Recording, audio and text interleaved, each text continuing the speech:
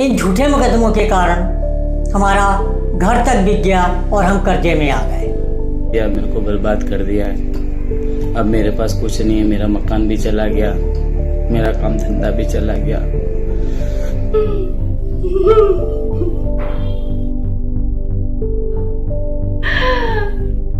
हमें इंसाफ चाहिए। मेरे 2 बच्चे अनाथ आश्रम में चले गए। बीबी ने दूसरा शादी किया। मम्मी का मानसिक संतुलन खराब हुआ और पापा का देहांत हो गया। कि सबसे ज्यादा मिसयूज जो हो रहा है, जिस एक्ट का मिसयूज होता है वो आईपीसी धारा 498A। इन धाराओं का बहुत गलत तरह से मिसयूज होता है और ज्यादातर पुरुष जो है वो शर्मिंदगी की वजह से या बहुत सारी वजह की वजह से सामने आकर के बोल नहीं पाते हैं।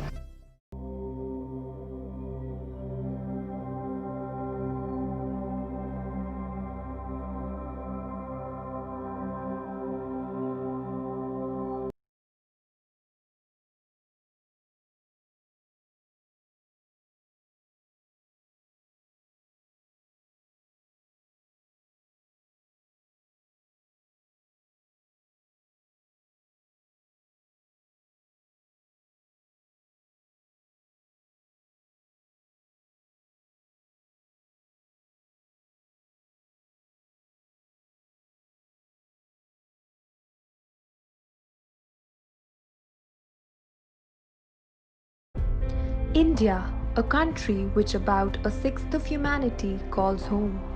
Of these estimated 1.36 billion people, more than 51% are men.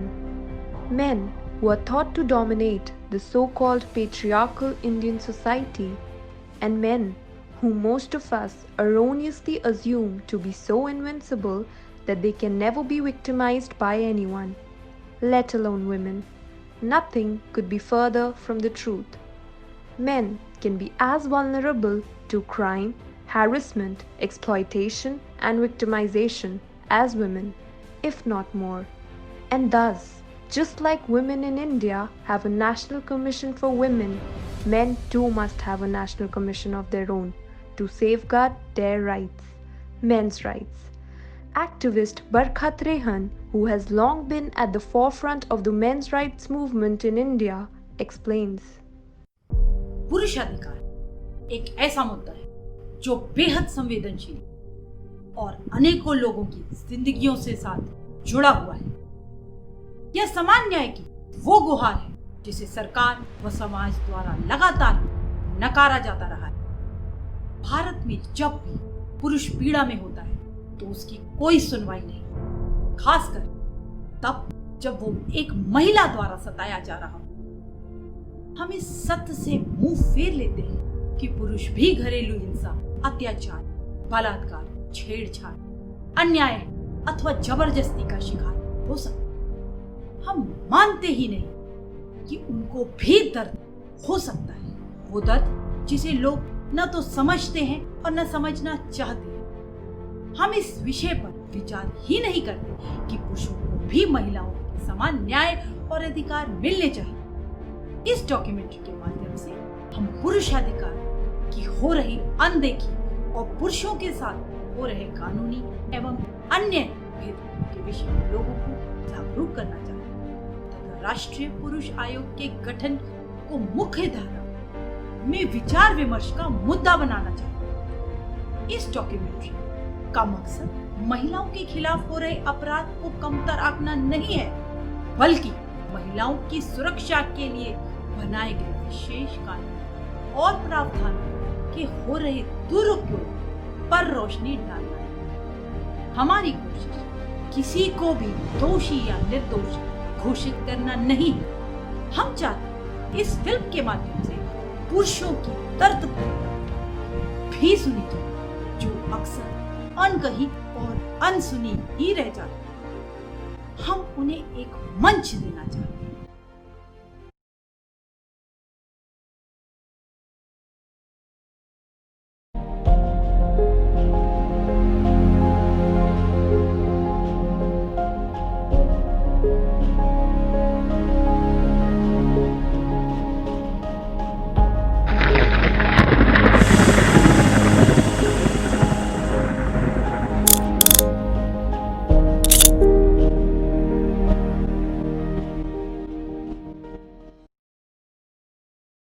At the core of the men's rights movement in India is the demand for the introduction of gender-neutral legislations and repeal of laws that are biased against men.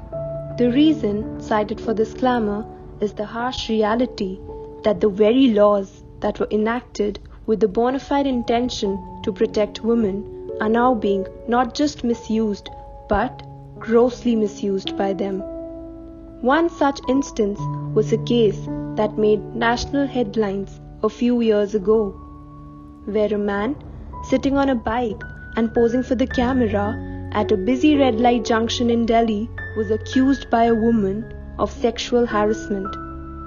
5 years and many hearings later, the now acquitted Sarabjit Singh shares his ordeal.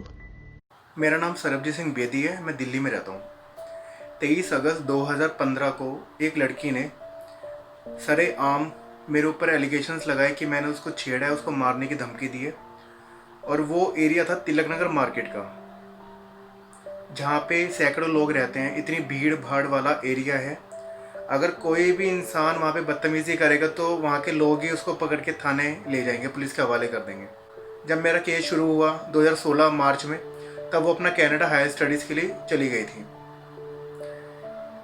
मेरे case का result 2019 अक्टूबर में आया है। 4 साल मैंने court के चक्कर काटे हैं कि मैं बेकसूर हूँ, मैं बेकसूर हूँ। इस बीच में मेरी फैमिली डिप्रेशन में चली गई, मैं मेंटली डिप्रेस हुआ। फाइनेंशियली हमें काफ़ी चीज़ें फेस करनी पड़ी क्योंकि इस केस की वजह से मेरी जॉब चली गई थी। तो मैं सरकार से सिर्फ यही रिक्वेस्ट करता हूँ कि मेंस कमीशन बनाया जाए जो हम लड़कों की बात कम से कम सुने और सच और झूठ का वहीं पे पता लगा सकें। Harassment of men by in-laws is rampant in India. In certain cases, this unfortunately leads to the male victims committing suicide due to them being unable to withstand verbal, emotional, economic and physical abuse from their wives and in-laws. It is observed that the police don't take any action even if the suicide note of a man states that he was tortured by his wife and in-laws. But in case of a woman's suicide, her husband's family is taken into custody without any prior investigation. This is where the need for a National Commission for Men is painfully felt. A grieving father recollects his son's tragic loss due to harassment by in-laws. मेरे बेटे जितेंद्र सोडी ने अपनी मंगेतर और उसके परिवार वालों के द्वारा सताए जाने के कारण फांसी लगाकर खुदकुशी कर ली थी। सारे सर्कमस्टांसिस क्लियर होने के बावजूद दिल्ली पुलिस ने FIR दर्ज नहीं की और यह कहा कि वह एक लड़की के खिलाफ FIR कैसे कर सकते हैं। दिल्ली पुलिस ने आरोपियों के साथ मिलकर सबूतों के साथ छेड़छाड़ भी की।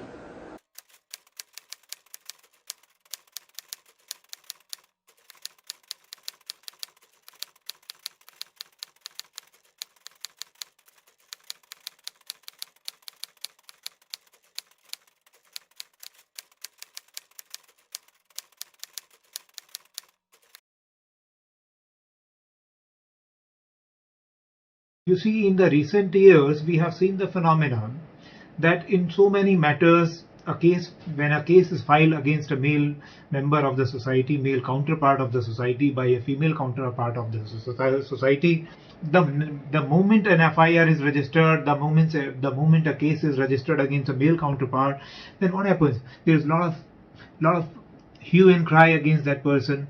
There is a loss of family, loss of reputation, loss of job at times. So there are so many blackened areas which are created for him.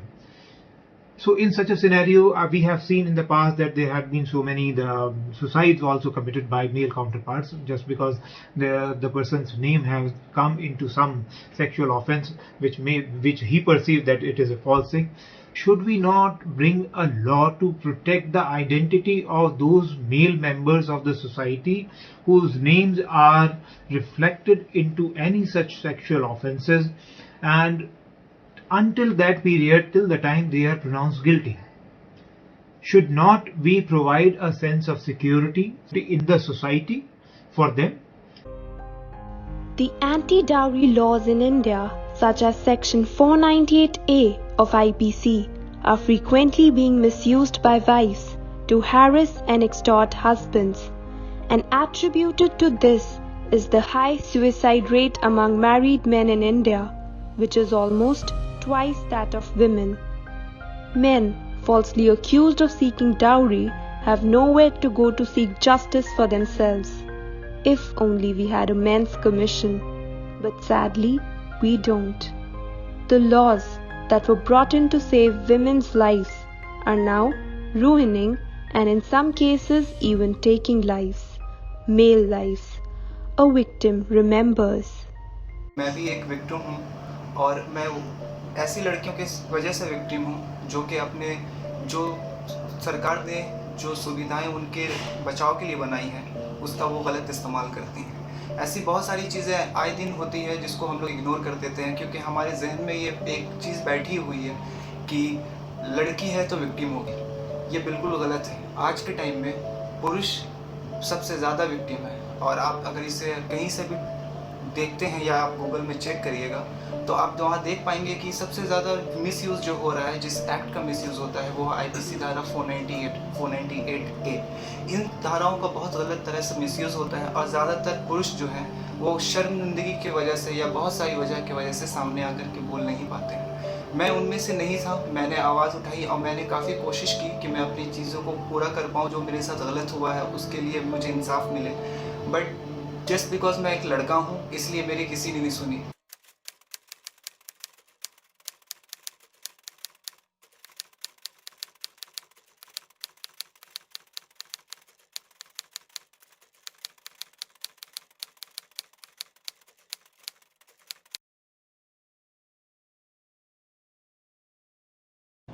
I came across many complaints by the women under section 498A of the Indian Penal Code. If you will see the figure or see the data of all over India, there are 1 lakh cases registered under this section all over India. There is a need of amendment in section 498A. False cases filed by wives under IPC section 498A not only take a massive toll on the husbands accused of cruelty, but also on the husband's family and relatives, who are all also covered under the law. This section does not define the term relative, and hence anyone and everyone from a few days old infant to a 90-year-old mother-in-law can be and are named in the FIRs. This causes immense trauma to the husband's family. The following case is one such instance. मेरी पत्नी और उनके बड़े भाई जो पेशे से doctor हैं, अपने पावर का गलत इस्तेमाल करके हम पर 498A, 147, 323, 420, 452, 504, 506 और 3/4 के झूठे मुकदमे फंसाया हुआ है। इस झूठे मुकदमे की प्रताड़ना से मेरी मां सदमे से गुजर गई है।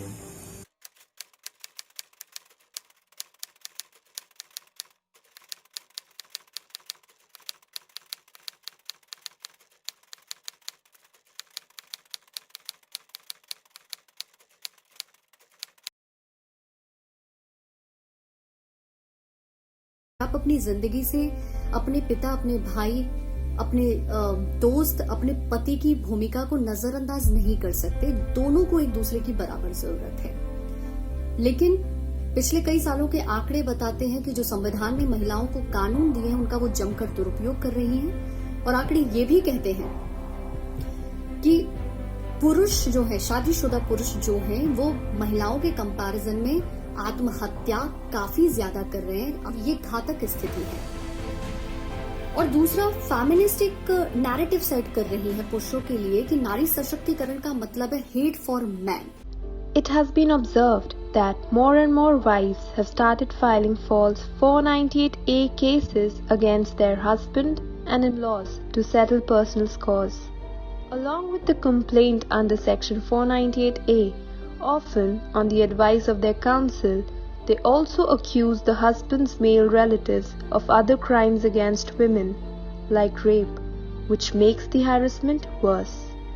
This unabated misuse of laws meant for the protection of women must stop. हमारी शादी 2017 में हुई थी। शादी जिस दिन हुई थी उस दिन से मैं और मेरी पत्नी ने सेपरेट मकान में रहते थे और मेरी मम्मी पापा भाई लोग सब अलग रहते थे। शादी से 2 साल के अंदर मेरी बेटी का जन्म हुआ था। बेटी का जन्म होने के बाद मेरी पत्नी ने मेरा और मेरा पूरा परिवार के ऊपर फॉल्स 498A केस दर्ज की थी। उसके साथ ही साथ मेरा बुजुर्ग पिता, मेरा भाई और मेरा भाई का बुजुर्ग ससुर के ऊपर बलात्कार का इल्ज़ाम लगाई थी। इस तरह मैं और मेरा पूरा परिवार फॉल्स केस में फंसे हुए हैं। हमारा देश का संविधान में सभी का समानता का अधिकार है, लेकिन जब एक पारिवारिक विवाद होता है तब पुरुष ही सबसे ज़्यादा प्रताड़ित होता है और उसके साथ ही साथ उसका पूरा परिवार को कोर्ट का चक्कर काटना पड़ता है। हमारा देश का दहेज उत्पीड़न से जुड़े हुए तमाम कानूनों का मिसयूज हो रहा है। मेरे ऊपर मेरी बहू ने 354 यानी कि छेड़छाड़ का झूठा मुकदमा किया हुआ है। एक 68 साल की उम्र में क्या मैं अपनी बहू से छेड़छाड़ करूंगा?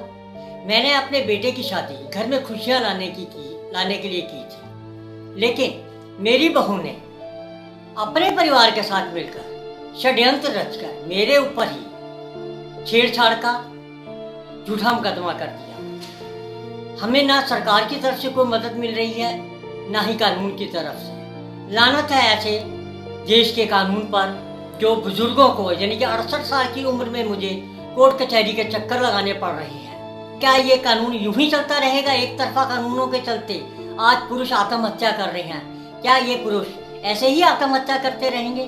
क्या ये सरकार इसके बारे में मुझे बताएगी कि मैं क्या करूं? मेरी पत्नी रुखसार ने थाना खरखोदा में मेरे छोटे भाई पर बलात्कार का झूठा मुकदमा दर्ज करवाया है, जो कि मेरा छोटा भाई बिल्कुल बेकसूर है। और मेरे ससुर ने यही कहा कि या तो 5 लाख रुपए दे दो, नहीं तो तुम्हें झूठे केस में फंसवा देंगे, दहेज प्रताड़ना के झूठे केस में फंसवा देंगे। और साथ साथ मेरी पत्नी ने कोर्ट में भी दहेज प्रताड़ना का झूठा मुकदमा दर्ज करवा दिया था।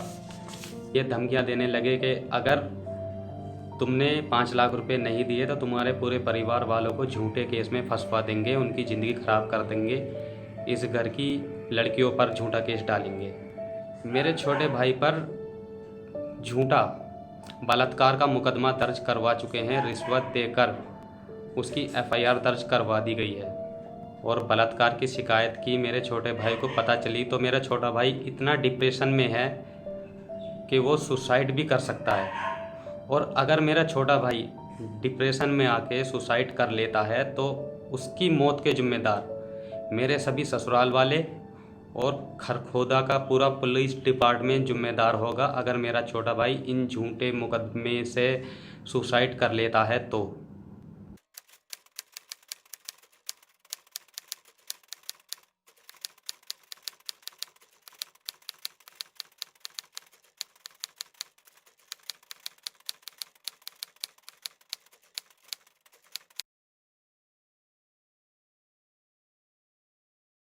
Extreme misandry and biased feminism are just as dangerous as misogyny. The Indian Constitution very clearly talks about equal rights. So, as an egalitarian society, let us all, men and women together, strive towards building equality between genders. Another bunch of laws that are often misused by women in India are the laws relating to rape. These laws are not gender neutral and protect only women, while also not sanctioning cases against women for committing the same offence. This is precisely why rape reporting laws in India are said to be unfair to men. The falling conviction rates are a testament to the hike in number of fake cases being filed. The lack of a penalty for falsely reporting rape has encouraged false cases, so much so that some women go on to file multiple false rape cases against the same man as a victim recounts. मेरे ऊपर 2013 में एक लड़की ने झूठा rape का case लगा दिया था, जिसमें करीबन 2.5 साल मैंने भिवानी जेल में व्यतीत किए और फिर जमानत होने के बाद 15-20 दिन में ही दोबारा से फिर उसी लड़की ने वही एलिगेशन दोबारा से फिर से लगा दिए, जिसमें करीबन 3 महीने मैंने रोहतक जेल में व्यतीत किए। इस दौरान मुझे जो परेशानियां उठानी पड़ी या मेरे घर वालों को जो भी सहन करना पड़ा, उसके लिए अब मैं किसे जिम्मेवार मानूं। Section 498A of IPC has now unfortunately become an instrument of extortion. Wives, along with their relatives, extort money and other valuables from the husband's family by threatening them with false 498A cases against them if their unjust demands aren't fulfilled. In some cases, the wife and her relatives might even resort to assault. The frequency of domestic violence against men has increased in recent years. Many such cases go unreported as men fear false accusations against them in reprisal, like what happened in the following case. शादी के 5 दिन के बाद ही मेरी पत्नी ने लड़ाई झगड़े करने शुरू कर दिए। उसके मायके से कॉल आती थी और कॉल के बाद वो लड़ाई झगड़ा करती थी और अपना सामान पैक करके घर से अक्सर भागा करती थी। उसके बाद उसके मायके वाले आते थे, हमें झूठे केसों में फंसाने की धमकियां देते थे। हमसे 11 लाख 12 लाख इस तरह करते करते उन्होंने 25 लाख तक की डिमांड करनी शुरू कर दी कि हमें इतने लाख रुपए दो, नहीं तो हम तुम्हें दहेज प्रताड़ना के झूठे मुकदमे में फंसा देंगे। ये सिलसिला इसी तरह कुछ टाइम तक चला। 5 दिन के लिए आती थी, कलेश करके चले जाती थी, फिर धमकियाँ, फिर 4 दिन के लिए आती थी, कलेश करके चले जाती थी, फिर धमकियाँ, फिर एक बार 2 दिन के लिए आई, कलेश करके गई। रात को 2:30 बजे मेरी सास, मेरी पत्नी, मेरी साली और मेरी पत्नी के मामा और 2-4 अज्ञात व्यक्तियों ने हमारे घर पर अटैक किया और हमारे साथ बहुत बुरी तरह मारपीट भी करी, जिसके बाद इन्होंने हमारे ऊपर दहेज प्रताड़ना 498A का झूठा मुकदमा कर दिया। The menace of false cases filed under the Indian anti-dowry laws hasn't spared non-resident Indians either. Sometimes, while visiting India, men are accused under the laws like Section 498A of IPC and get arrested by police without verifying if the case is genuine and their passports are seized. These cases often take a long time to clear up, and as a result, the men lose their jobs abroad due to frequent travels to attend the court or being unable to leave India. Countries like Canada and the United States have even issued travel advisories warning of India's anti-dowry laws misuse in the past. An NRI who was accused of domestic violence by his wife shares his experience. I'm a British-born citizen and permanent resident of the United Kingdom. My parents and I were framed in a fabricated domestic violence case by my ex-wife in Alipur Court in Kolkata, December 2016. No summons were served on me at my residential address in the UK, nor am I an Indian citizen. Order against me passed the following working day without giving me any realistic opportunity to defend myself in court and prove that my ex was lying.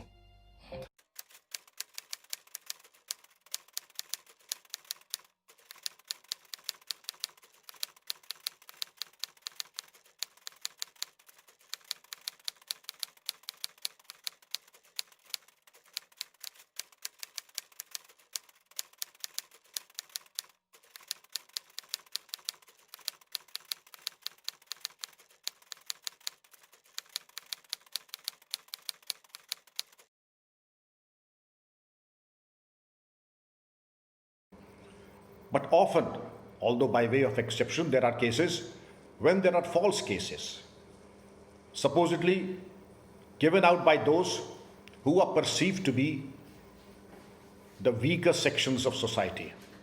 And it is here that the problem arises. I would like to place on record 2 or 3 instances and statutes that have been the subject matter of misuse. The first is the Dowry Act. because a large percentage of such cases are those wherein the in-laws are framed by the complainant. The second is in respect of sexual harassment cases that are fake are sufficient to have horrifying consequences. The career, the reputation of the accused is finished. It's a different matter that the man may be acquitted in times to come. But the very fact that the adverse media publicity, the stigma attached to these allegations are enough to cripple a person mentally, spiritually, and financially. And then the Domestic Violence Act cases. There are cases which are done only to harass a particular individual and his family. Many cases of domestic violence against men by wives and their relatives go unreported due to lack of legal remedies and fear of retaliation through false cases. Also, there is no legal provision for married men facing verbal or mental abuse to seek justice. The Domestic Violence Act needs to be made gender neutral. The situation is crying out for a men's commission which could help redress the grievances of victimized men, protect their rights, and advise the government and legislatures on policy matters.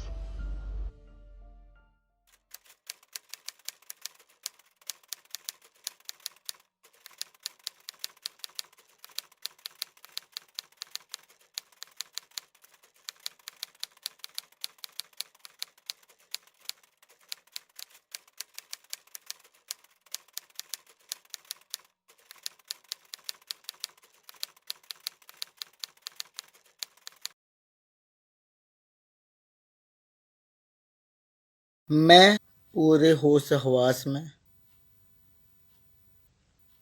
अपनी बीवी से, अपने ससुरालियों से प्रताड़ित होके आत्महत्या कर रहा हूँ।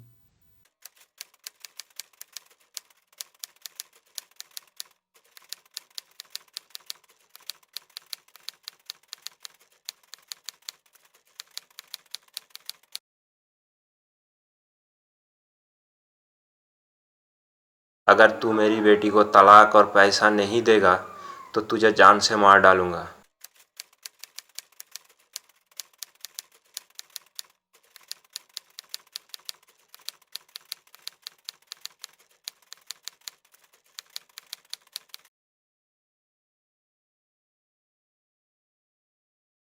तो जब मैंने शिकायत की थी उनके खिलाफ तो पहली बार उन्होंने मेरे ऊपर 498 लगाया था शादी के 16 साल बाद।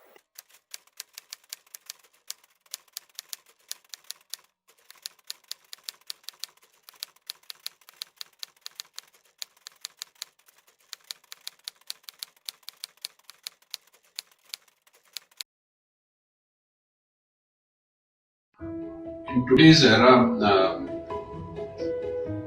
male are having tough time. Society that they are facing the fake cases against them. If the case occurs against them, they become very depressed, and thus some of them they commit suicide also. And that is why if you see this, number of committing suicide is higher in male than female.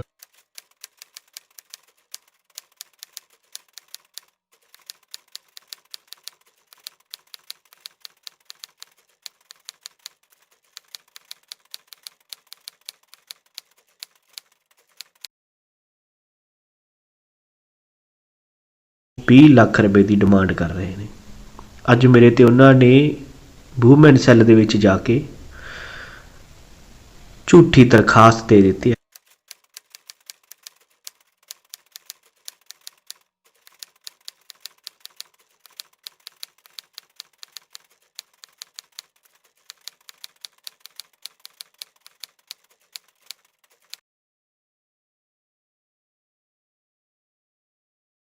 लोग हैं, खर्चे बहुत हैं, ऊपर से court कचहरी, सूद पे पैसा लेके ज़मीन बेच के हम लोग केस लड़ रहे हैं।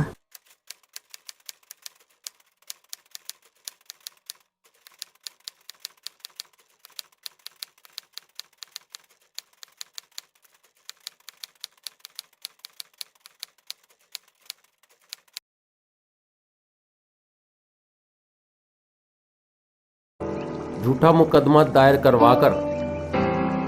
दर्ज करवाकर फिर लाखों रुपए ऐंठे जाते हैं।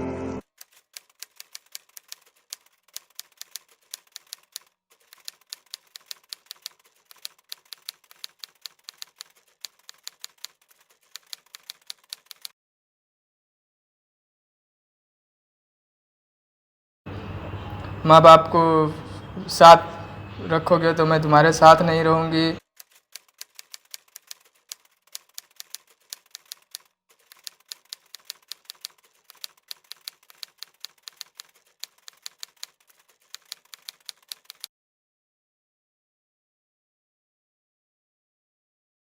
उसका भाई बोलता है कि हमको 7 लाख रुपया दो, नहीं तो नहीं दोगे तो झूठे केसों में फंसा देंगे।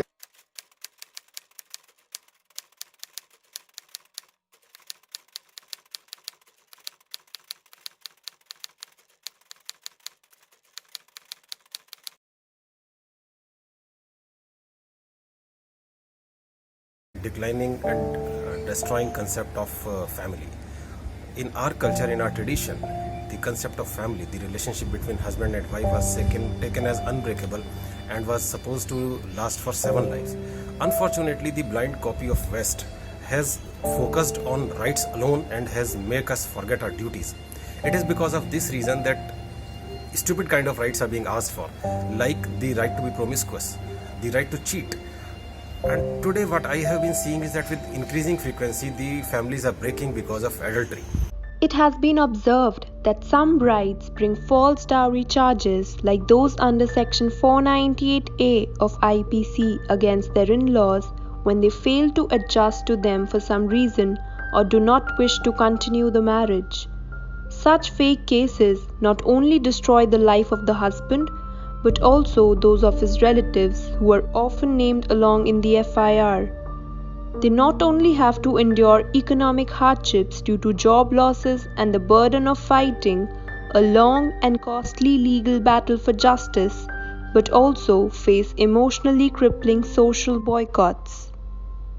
হলো আমার দাদার বিয়ে হয় মার্চ মাসে। আমার বৌদি একজন নার্স, তাই সে আমাদের বাড়ি। मेरे बड़े भैया की शादी मार्च में हुई थी। भाभी एक नर्स है और हमारा घर हावड़ा में है। शादी के बाद उनको एक नर्स की सरकारी नौकरी मिल गई और फिर उन्होंने हमसे कोई संबंध नहीं रखा। हमने उन्हें समझाने की बहुत कोशिश की कि घर वापस आ जाओ, लेकिन उन्होंने हमारे पूरे परिवार के खिलाफ 498A का केस डाल दिया, जो कि बिल्कुल बेबुनियाद और झूठा है। इसकी वजह से मुझे कोई भी सरकारी नौकरी नहीं मिल पा रही है और मेरी शादी का जो रिश्ता तय हुआ था वो भी टूट गया। हम समाज में अकेले पड़ गए हैं। रिश्तेदारों और दोस्तों ने भी हमसे नाता तोड़ दिया है। Almost a quarter of people arrested under Section 498A of IPC are women themselves, who are female relatives of accused husbands, mostly mothers and sisters. Wives who are unhappy with their marriage at times file false cases under Section 498A against husband's family at the behest of their relatives. Extortion and even assault of the helpless husband's family follows. Men with low incomes are rarely targeted, and most victims of misuse are well off. These laws assume that women are always truthful and don't place much importance on evidence. A mother-in-law who's a victim of this legal terrorism remembers. 11 दिन में ही मेरी बहू और उसके घर वालों ने मिलकर हमारा जीना मुश्किल कर दिया। उनके घर वाले आकर और प्रताड़ित करते, हमें धमकाते और कहते कि हमें इतने लाख रुपए दो, नहीं तो हम तुम्हारी FIR दर्ज कराएंगे। एक बार हमारे साथ मारपीट भी की और फिर इन्होंने हमारी झूठी FIR दर्ज कराई।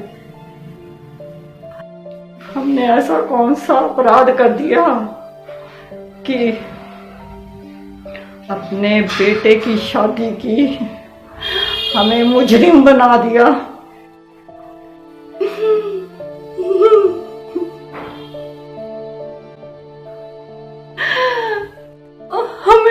इंसाफ चाहिए।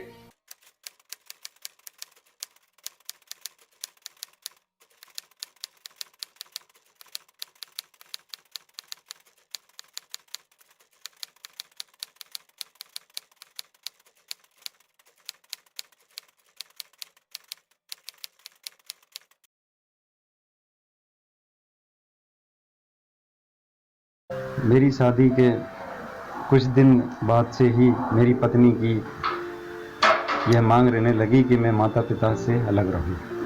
मेरी पत्नी मेरे माता पिता के साथ रहना नहीं चाहती। जब ये माता पिता के साथ मैं रहता था और मेरी पत्नी की जो है मैंने ये मांग नहीं मानी, तो मेरी पत्नी ने मुझ पर 498A का झूठा मुकदमा मुझ पर दर्ज करवा दिया, जिसके कारण मुझे बहुत परेशान होना पड़ा। पुलिस ने भी कुछ मुझे परेशान किया। Divorce, child custody and adoption laws in India are biased against men. They allow divorced wives to stop men from seeing their children for long periods of time. They prescribe for alimony to be granted to the wife even if she is the primary earner of the family. The laws see men as less capable of bringing up children. In India, child custody is granted to the father only if the mother is mentally unstable or has left home, leaving behind the children. This is grossly discriminatory, as a grieving father found out. मेरी wife को मैंने उसके पप्पा को मकान बनाने का था तो 7.5 लाख रुपए दिए थे उधार। अब जब वापस देने का टाइम आया तो वो मेरे को छोड़ के और बच्चों को छोड़ के चली गई और झूठे केस करे 498, 125 डोमेस्टिक दिया, मेरे को बर्बाद कर दिया है। अब मेरे पास कुछ नहीं है, मेरा मकान भी चला गया, मेरा काम धंधा भी चला गया, बच्चों को छोड़ के चले गए। उसके बाद में 4 महीने बाद मेरे को 5 महीने बाद फोन करा कि बच्चे मेरे को दे दो, तुम्हारे को कुछ भी नहीं देने का है। उसके अलावा भी वो मेरे को बच्चों से मिलने नहीं देती।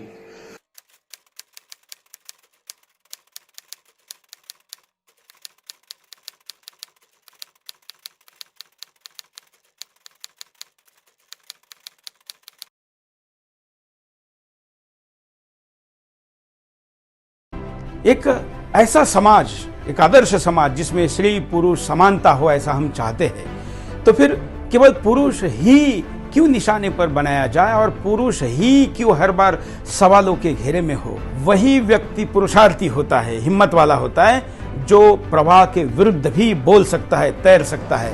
और इसलिए समाज अगर केवल इस भावना से कि सच है लेकिन समय ठीक नहीं है ये बोलने का, इस कारण से इसके साथ खड़ा नहीं है, पुरुषाधिकारों के साथ खड़ा नहीं है, तो ऐसा षंड समाज कुछ नहीं कर सकता। इसलिए ऐसे समाज के विरुद्ध अर्थात प्रवाह के विरुद्ध बोलने का साहस आपको करना चाहिए।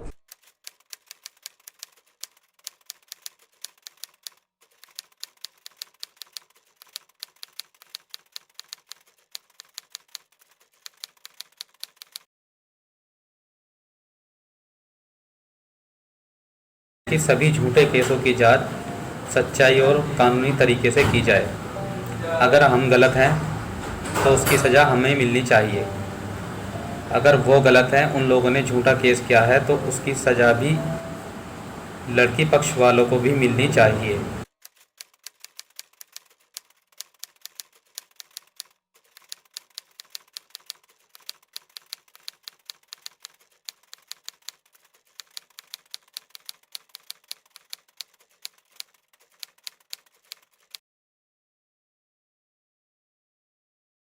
आम जिंदगी और फिल्मी जगत में मैं देख रही हूँ कि कुछ औरतें अपनी सुरक्षा के लिए बनाए गए अधिकारों और लॉज का गैर इस्तेमाल कर रही हैं।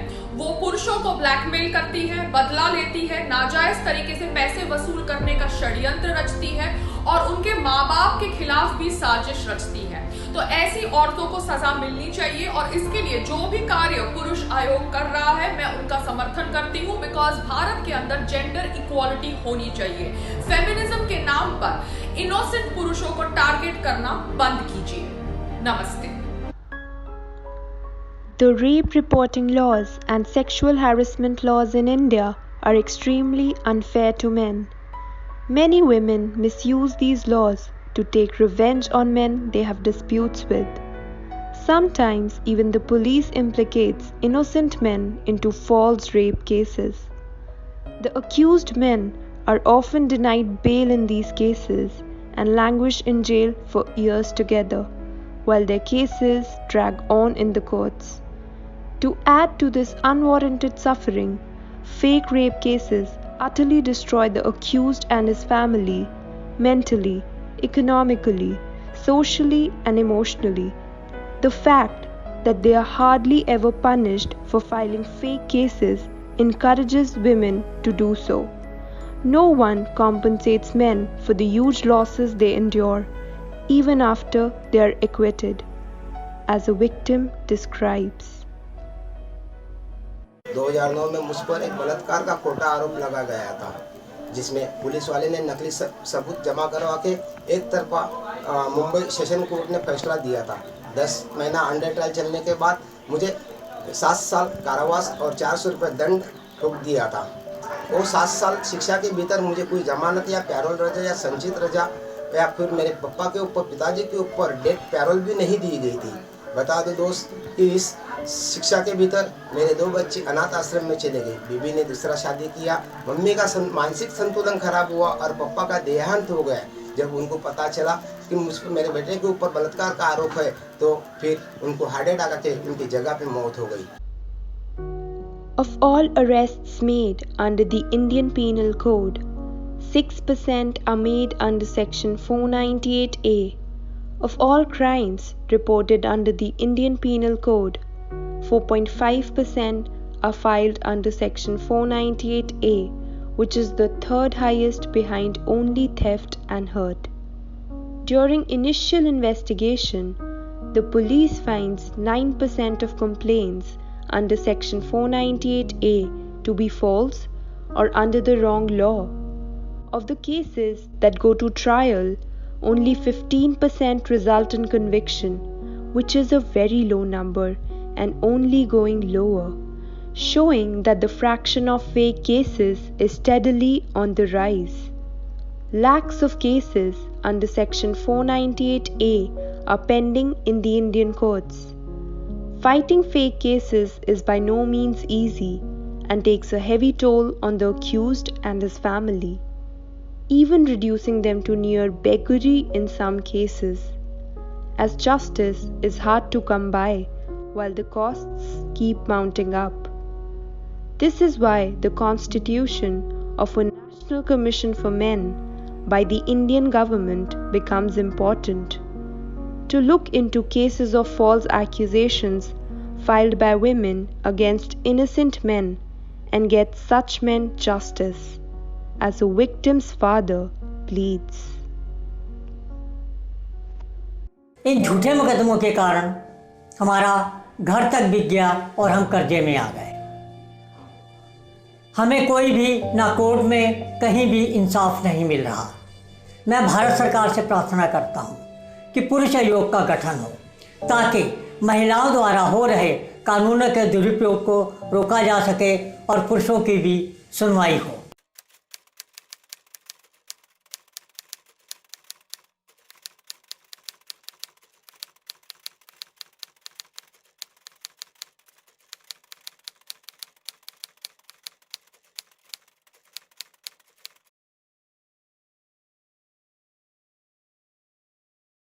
Crime is agnostic of the gender, so should justice be. Just like we are fighting against all the evils that have been perpetrated against women for all those years, we must also understand that there are many such injustices that are prevailing against men too. And we must give them equal opportunity to be heard for anything that's gone wrong with them, to be corrected. So to me, let's all join hands together. We vote for gender neutrality to join the Men's Commission, and I hope that happens.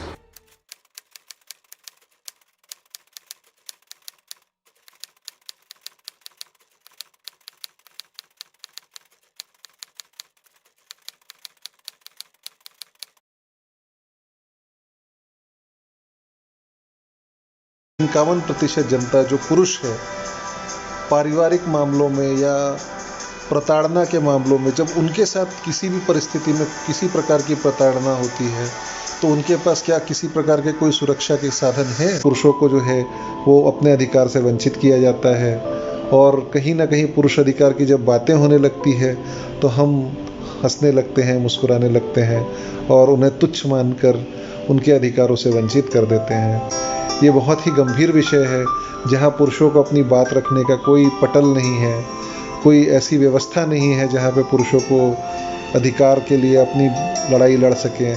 तो ऐसे मंच को प्रदान करने के लिए हम सबको मिलकर एकत्र होकर पुरुष अधिकार संगठन के लिए लड़ना होगा और पुरुष आयोग की मांग हमें पुरजोर करनी होगी। Establishment of the National Commission for Men in India to safeguard men's rights, take up their issues and protect them from injustices must be our core agenda. And we should all unite in our crusade for the realization of this agenda. Activist Barkha Trehan, who heads an NGO working for men's rights called Purush Ayog, concludes. जब भी किसी महिला पर अत्याचार होता है तो महिला आयोग सबसे पहले आवाज उठाता है और उस महिला को न्याय दिलवाता है। महिलाओं के अधिकारों की रक्षा के लिए और उन्हें हर प्रकार के अत्याचार से बचाने के लिए तो हमारे देश में महिला आयोग है। लेकिन पुरुषों के अधिकारों की रक्षा कौन करे? उन्हें अत्याचार से कौन बचाए? अत्याचार तो पुरुषों पर भी होते हैं और अक्सर महिलाएं भी गलत होती हैं। फिर हम इस सच को अनदेखा क्यों कर देते हैं? जब महिलाओं के लिए महिला आयोग है तो पुरुषों के लिए राष्ट्रीय पुरुष आयोग का गठन क्यों नहीं होना चाहिए? क्या पुरुष अधिकार अहमियत नहीं रखते? राष्ट्रीय पुरुष आयोग की स्थापना के लिए हमारा प्रयास निरंतर जारी है। मैं सभी भाइयों और बहनों से विनम्र निवेदन करती हूं कि आप सभी इस नेक मुहिम में हमारे साथ जुड़े, हमारी ताकत बने, जो हम सब एकजुट होकर अपनी आवाज बुलंद करेंगे, तभी नेशनल कमीशन फॉर मेन का गठन का उद्देश्य पूरा हो सके। शौक नहीं, यह मजबूरी है। राष्ट्रीय पुरुष आयोग का गठन बेहद जरूरी है।